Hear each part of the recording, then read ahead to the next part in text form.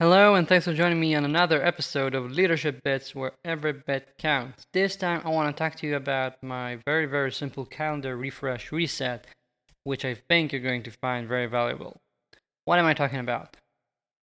In this podcast, I'm trying to focus on strategy and bigger stuff, but right now, I thought that you're going to enjoy some kicking back, seeing some tactics that I use on my day to day work with my clients that you can use today to help you actually free up more time and become a leader instead of someone who's running, trying to catch up with their calendar. All right?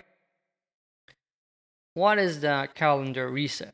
This is something that I usually do whenever I bring on a new advisory or coaching client to make sure that they actually have the framework that they need in order to think and work on progressing and invest time in leadership and vision and not just run from meeting to meeting to meeting.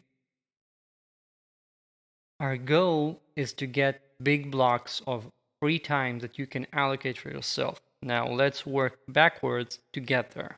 First of all, open up your calendar and take a look about 2 weeks recently or something like that and see what's going on. What are your recurring meetings that happen every single week, every couple of weeks, etc., and assess those. Maybe you need to skip a bit to the future to only see those recurring things and not one off scheduled meeting. And now that you've got that, start taking stock of it. And for example, I like to start with one on ones. Hopefully, you've got these on your calendar. If you don't, you need to open up your browser right now, go to avivben-yosef.com, my site, and start reading up about having proper process with your people. But assuming you've got one on ones, you likely can and should adjust the cadence to the appropriate degrees. What does that mean? I recommend for most people to have one on ones with their direct reports weekly, but you should be doing one on ones with other people like peers and your boss and skips, people who are not your direct subordinates but report to your report. And you should be having one on ones with those as well, but those should be spanned out across a much larger block of time between every repetition so that you usually don't see them more than once a couple of months at big enough companies, even more. And now that you've got these, take stock of how many rigorous syncs do you have. I'm not talking about one-on-ones, but these recurring meetings that you have for, I don't know, Project X or the leadership staff thing or whatever. You've got these recurring meetings. Must you attend all of them? Must they all be weekly?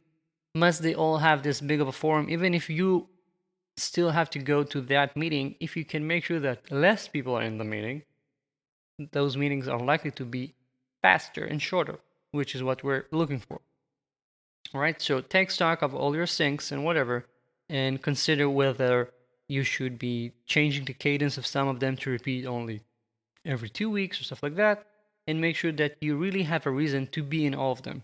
You can, for example, say that you're not going to arrive and tell them, whoever is organizing them, to make sure to ping you if they really think you should be there in a specific meeting because of the agenda. And then, voila, you've just saved yourself so many needless meetings. Now, next, whenever you get invited to a new meeting, you should make sure that you can tell why you should be there, all right? This doesn't, of course, apply only to our recurring meetings, which I just talked about, but whenever you get this new invite, take stock, think about it, and say, should I really be there? Is there a decision that you need to make there? If there's no decision you need to make, and if it's something, for example, only meant to inform you of stuff, maybe you can be informed in a different manner. Maybe you can rely on someone else to just tell you the gist of it later, whatever. And if you decide that you should be there, make sure that the agenda is clear enough so that the meeting is likely to be productive. Make sure that not too many people are invited there. And now that you've got that, go over all of your regularly recurring meetings again. And what I always say is you can likely reduce 15 minutes from all of them without impacting the results. And usually you actually make them even better, all right? You actually improve meetings by making them shorter. So maybe not for one-on-ones if your one-on-ones are only 30 minutes or so. But most syncs most recurring staff meetings, whatever you can, reduce 15 minutes out of them and move on. All right. And next, what you do now after we've reduced whatever we can, I'm assuming that right now we trimmed all the fat. What you have right now on your calendar should be the stuff that you know that you must attend. It must be there and it cannot be shorter. And now that we have this lean piece of filet calendar, what you want to make sure is that you defrag it. Do you remember it from our old Windows days? We had to defrag the hard drive, and you should be doing the same here on the calendar. That means batching things up. You shouldn't have 30 minutes here, 30 minutes to yourself, 30 minutes on again, an hour for yourself, etc., etc. You should be making sure that you batch these meetings as much as you can. So maybe you have a bunch of one-on-ones back to back. Maybe you make sure that the different team syncs are back to back, stuff like that. Why? Because what we don't want is for you to always work in these 30-minute increments that you can't have, any real thought, because once it's done, you have to move on to the next meeting. What we want to make sure is that you have these big blocks of free time. So move the meetings as much as you can so that they are chunked together. You're the boss, and this is a perk you can allow yourself. Move things up to be better for your own calendar, all right? I'm not saying make people arrive at 8 a.m. if that's not the hours you work. But I am saying that you can move up a few weeklies and no one will actually care too much. And now, once you have these, you can actually do what we wanted to do initially with your calendar. And what's that? If you recall, we wanted you to have blocks of time for yourself. And in my experience, doing this process on your calendar usually frees up several good hours per week. Easy. And if you didn't get at least 3 hours out of your calendar here, you either already have a very lean calendar, kudos if that's the case, or you just didn't trim hard enough. And if that's the case, drop me an email with a screenshot of your calendar, and I promise you, I'll help you just get it done faster.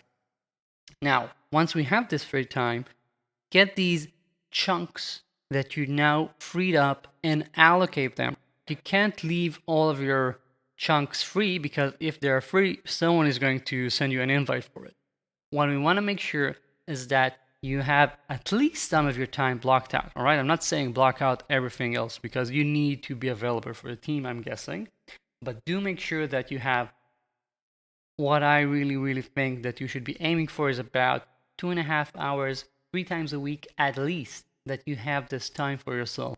These are blocks, not lunch, reserved time that you can think in your office. And now, what does it mean to think? I know that you don't need all the time every single week, but what this buffer gives you is the ability, for example, to do some emailing in normal hours while you, sit in the open space, for example, for a bit and see how people do. Just maybe chit chat with someone, have a impromptu one-on-one and whatever. Why? Because this is management by walking around. If you listen to episode 4, I think, you're going to see how valuable that is to your organization. And by doing that, you'll actually see how being available and having this time to just do whatever you feel you should be doing is the magic touch to your calendar.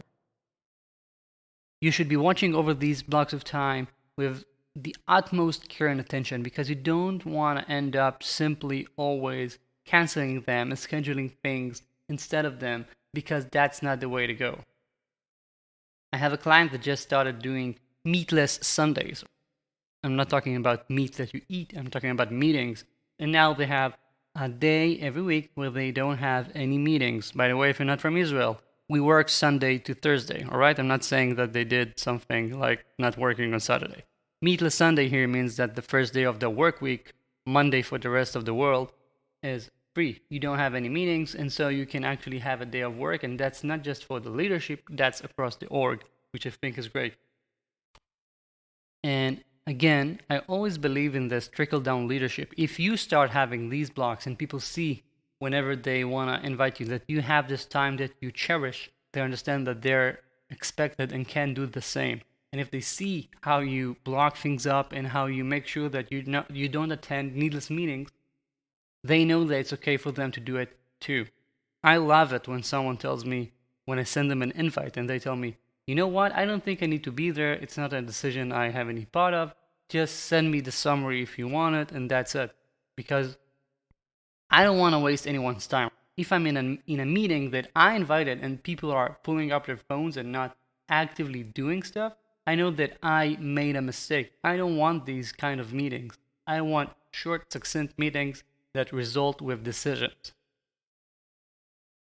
And that, my friends, is how you do a calendar refresh or a reset or something good.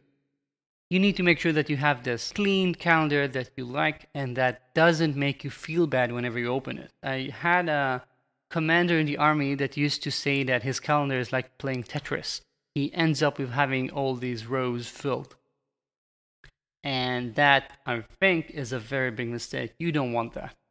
So thank you for listening. Again, if you want to send me a screenshot of your calendar before and after, I'd really love to see it. Please do subscribe, recommend, like, retweet, and do whatever you can do on your social platform that's good. All right? Thank you very much and talk to you soon.